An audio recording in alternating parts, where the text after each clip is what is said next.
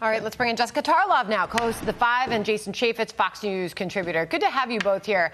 A lot to get to here, including the Teamsters' latest poll. We'll get to that in just a moment. But to Vance on Harris pretending to be a moderate, Jessica, how do you respond to that?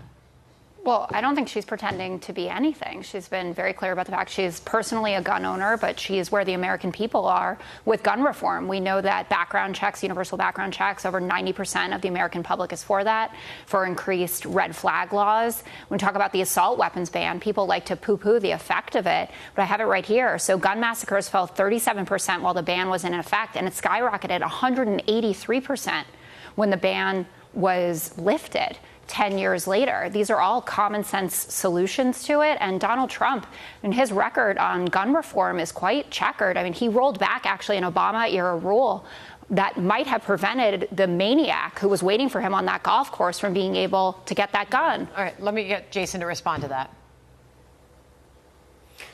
Look, the Second Amendment it's a right of Americans, and I don't believe Kamala Harris. I mean, she's on video not very long ago saying she wants to participate and encourage and implement a mandatory, which is confiscation, mandatory buyback program. And as a prosecutor, she was not very successful. She's out there trying to bail people out of riots and do that kind of thing. Why? Her record on prosecuting actual gun crimes is abysmal, and it certainly was during the Obama administration. How many gun crimes did they actually prosecute in this country? You just can't find them. Okay. I want to move on to this breaking news on the Teamsters, because this is obviously really something. And Jason, I'll get you to set this up for us. If we could put it up on the screen, pretty remarkable. The Teamsters just released the research from their phone poll, and it shows 58% support for Trump, 31% support for Harris. And right now, we're looking for where this poll was in the last presidential election in 2020. That could obviously be telling. But what we do have is looking at when Biden was still in the race. The straw poll for the Teamsters between April and July revealed 44% support, Jason, for Biden, 36% for Trump. So it would appear that Trump is now surpassing Kamala Harris and far beyond where he was when Biden was in the race. Your reaction? 27%. I mean, that's not very close. Look, these are working men and women who want a job. They want America to grow. I think they recognize the strength in Donald Trump and the weakness in Kamala Harris. And this also, if you look at the date range, the polling is actually going on at the date of the debate and then beyond the debate. So I don't think she gained the kind of ground that Democrats are trying to spin that she did.